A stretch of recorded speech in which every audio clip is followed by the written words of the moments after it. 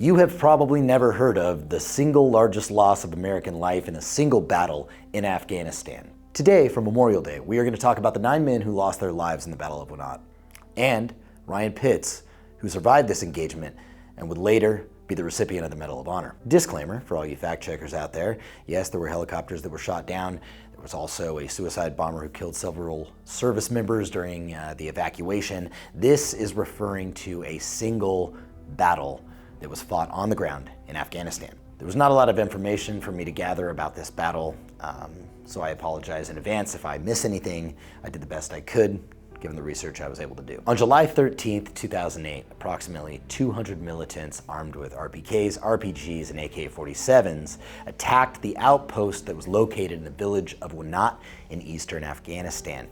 Now, there were about 49 US soldiers that were on this base at the time the battle commenced. For those who don't know me, my name is Jake. I served in the 173rd Airborne, which is the same unit that was in this battle. While I was not in this particular firefight, I wanted to gather as much information as I could from the men who served in this battle and relay it to you. So why were we in Wanat in the first place? I think it's important to note that the 173rd Airborne was only a couple of weeks away from rotating out of theater. And any time this happens, there is a huge increase in the security, a huge increase to the threat, rather, of operational security. Meaning anytime that one unit relieves another unit downrange, there is an increase in insurgent attacks on coalition forces. For example, when my unit was relieved in the spring of 2006, the Canadians who relieved us in the southeast provinces of Afghanistan and around the Kandahar region, they were hit incredibly hard. We lost about 6 soldiers immediately after our departure. So how did 2nd Platoon, Chosen Company, end up in Wanat in the first place? Task Force Bayonet ordered the shutdown of Kop Bella, which was just to the north of Wanat, due to a vulnerability assessment. And more ideal use of resources, relocating a new outpost just outside of the village of Wanat, where the coalition forces could build a better relationship with the local population. Wanat served as the district center for the Korengal Valley and was only about 5 miles from Kop Blessing, which was to the south. From a tactical standpoint, positioning a unit in a valley with mountainous terrain and high ground surrounding the outpost is less than ideal, but the mindset was they needed to be close to a village to be able to execute Task Force Rock's ultimate mission, which was to separate, stabilize, and engage.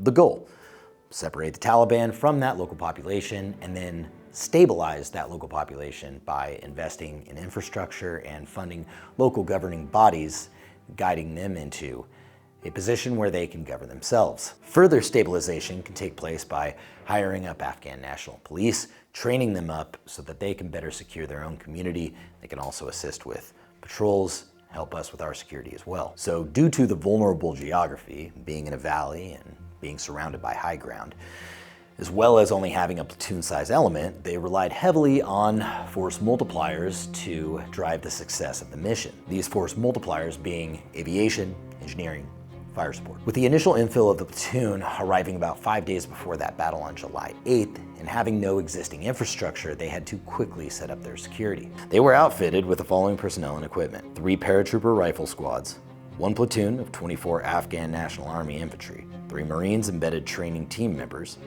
tow missile launcher system, 60mm mortar, 120mm mortar, squad of engineers with a Bobcat loader, and an LRAS-3. Immediately upon arrival, they began to fortify their position, but unfortunately, they missed a resupply, which would only put them in a position where they had to start significantly conserving their food and water. But it doesn't stop there. Shit really hit the fan when the Bobcat loader that they were using to load those HESCO barriers broke down. They had to fill those HESCO barriers by hand. Some of them they were able to fill up, some of them only half full.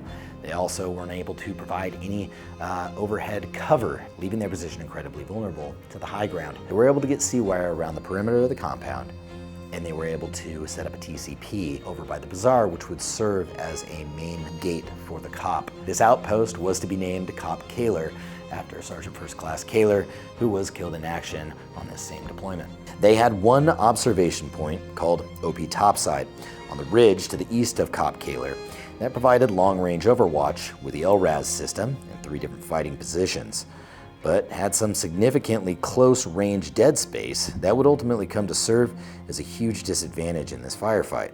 In the days leading up to this firefight, soldiers began observing the fact that there were no women and children around. There were only military-aged males. This is usually a good indication that an attack is imminent. Typically, in a village like this, you're going to have an entire demographic of what a village would normally be: women, children, old men, young men. However, what they found was there was a bunch of military-aged males that were doing things like setting pace counts around the perimeter. They were actively watching everything they were doing, where they were putting the positions, where they were putting in their fighting positions, their defensive positions, and setting up their talk. One serious disadvantage that these soldiers had in this particular firefight was they were not able to conduct routine patrols. They did not have the manpower to do so, which basically allowed the insurgents to do whatever they wanted throughout the village and on the outskirts of the village, and allowed them to get into it for the attack. Patrols could have potentially thwarted that, but unfortunately they didn't have the resources to do them. Having only a platoon-sized element, you have to make a choice. Do you want to fortify your position, or do you want to go out and actively patrol? Do you want to take a defensive or an offensive posture? But with limited resources and limited manpower, given the reasons we just discussed, they opted to attempt to further fortify their position, which prevented them from making those patrols. Hindsight being 2020, I know there was some sentiment that the roughly 47 Afghan soldiers that were with them could have been a little more utilized to do those patrols, and they weren't. That is at no fault of anybody. It is just something that was observed in the after action report. So now that we have a bit of a backstory on how we got up to this day, let's talk about the morning of July 13th, the morning of that battle, July 13th, 2008. At about 0400 hours, the platoon sergeant had everybody up, all their gear was on, and their intention was to discuss the operations for the day, which was to find a more suitable location for OP topside. That is the observation point that was located about 50 to 70 meters away from Kahler, which was the main compound. And the problem with that observation point is that they had significant dead space. There was many blind spots that left that observation point vulnerable. So their goal was to find a more suitable position for this. That's why they were up, they were discussing it. And it was at this point that about 5 men were observed using the ITAS system. 12 minutes after this observation, a couple of short bursts of machine gun fire served as the signal to begin the firefight, which was followed by a volley of RPG fire. The machine gun and RPG fire came from all sides of the outpost. Much of the fire that was being distributed into the outpost from the insurgents came from only yards away from the outside of the perimeter. Some of these firing positions came from the bazaar and the mosque and the hotel directly outside of that compound. Air support, artillery support, and IRF support, immediate reaction force, was requested immediately after the firefight began. 1st Platoon down at Camp Blessing, about 5 miles south of Kahler, would normally take 1.5 hours to make that drive. However, on this particular day, from the time they departed, it only took about 45 minutes to get up there, but more on that later. The initial volley of RPG fire ended up taking out a lot of the heavy weapon systems on the COP, namely the TOW, which was out of service immediately after the firefight began. Then it would be the 120mm mortar, and the 60mm mortar, which is in the center of the COP, was never even used. They couldn't get access to it just due to the overhead fire that was happening. The traffic control point, manned by 1st Squad, took heavy fire, and the M250 Cal gun truck was disabled within 5 minutes of the firefight. So eventually, the tow missiles that were located inside the Humvee that had got hit with RPG fire began to cook off, sending tow missiles all throughout the COP. They were just kind of landing among the COP and landing around the soldiers. And there was an interesting story that one of the soldiers told. And out of nowhere comes this tow missile, lands right between me and Sergeant Phillips. And you could hear the fan on it start to whiz like it was about to blow. And all I see, big burly Sergeant Phillips grab that tow missile, no weapon, nothing, runs out in the middle of the day, in the middle of everything, and just throws it. He comes back, and I thought he was gone. He's like, he baseball slides into the foxhole next to a bod. He's like, took care of that.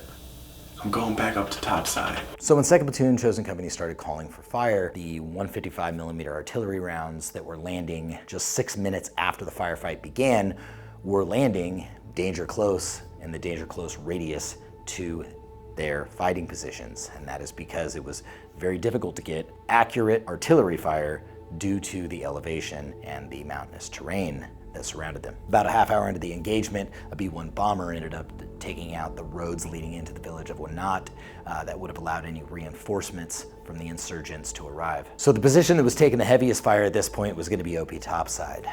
They needed reinforcements. 2 were sent up, 1 being the platoon leader, which was the lieutenant, and upon their arrival, even though they made a successful arrival, they were both almost immediately killed in action. So at this point, 4 reinforcements were sent up to OP topside from Kahler, where they were met with heavy machine gun and RPG fire.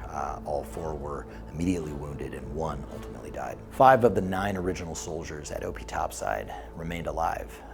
But then shortly after that, one of the soldiers attempted to lay suppressive fire towards the hotel, where he was then killed in action. So running out of ammunition, all but 1 soldier abandoned the OP topside and ran down to the traffic control point. What these soldiers didn't realize at the time is that they had left 1 soldier back at OP topside, and that soldier would be the Medal of Honor recipient, Ryan Pitts. Pitts was the sole reason, especially for a certain period of time, that observation point did not get overrun. Just that they held their ground. They didn't back down, they didn't quit, and they kept going. I mean, that's one of the things that kept the rest of us alive. I mean, that's the reason I'm probably sitting here today. Did you imagine if topside would have gotten overrun and they would have pushed down right in the middle of us? Nobody would be alive right now. So it was reported that enemy forces were so close to the observation post that when Pitts was on the radio, command could actually hear enemy voices in the background. Right about an hour into the firefight, another 8-man reinforcement team was sent up to OP topside, up where there were now 3 wounded soldiers along with Pitts. And when they got up there, this was about the same time that the AH-64 Apache attack helicopters arrived. Those helicopters began to take out those enemy positions that were located in the dead space around OP topside, and this is when the dynamic of the entire battle began to change. Enemy fire began to be less intense and less accurate. At about 0600, that's when 1st Platoon up from Camp Blessing, that IRF element, began to arrive. They left 2 soldiers up by the traffic control point and then launched a counter-assault into the village of Wanat. They started taking out the fighting positions inside of those buildings, and by about 6:30, most of the fighting had subsided. However, there was still some fire coming into OP topside, but it was coming from further away, and what was happening was the enemy began to get pushed out further and further and further away from Kahler, allowing the AH-64 Apache attack helicopters to come in and actually get better target acquisition with their Hellfire missiles and 30 micromine cannons. By about 0830, the enemy had completely began to withdraw, and the decision was made to stand down Kahler and to move out of that location because the local population had clearly exhibited and demonstrated their support for the insurgents. Here are the men who were killed in action in the Battle of Wanat. I hope you can take a moment and remember them as you carry on throughout the rest of your day. If you want to dig in a little bit more to my unit, you can find 2 incredible documentaries about the 173rd Airborne in the Korengal Valley. One is Restrepo, and the other is Korengal. Links to these videos will be placed in the description so that you can have an opportunity to go over there and watch those if you would like today. Thank you so much for watching, and enjoy the rest of your day. Enjoy the time with your family. Enjoy the boating and the barbecues and the sales and the discounts. I just ask that when you're doing these things, just take a minute to remember the men and women who died to preserve the freedom that we have to do those things. That's it. Thanks for watching, and I'll see you soon.